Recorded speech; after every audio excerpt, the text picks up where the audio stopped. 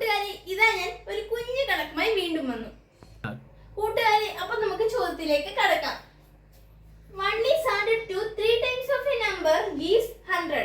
Find the number. ഒരു സംഖ്യയുടെ 3 ഇരട്ടിയോട് 1 കൂട്ടിയാൽ 100 വരും. ഏതാണ് സംഖ്യ?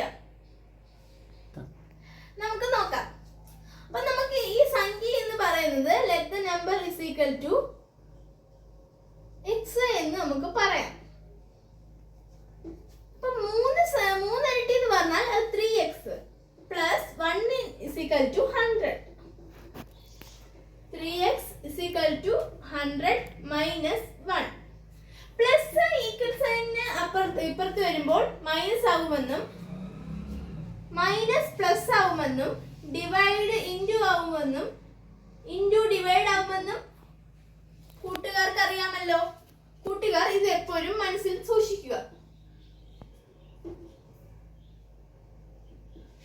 3x is equal to 99.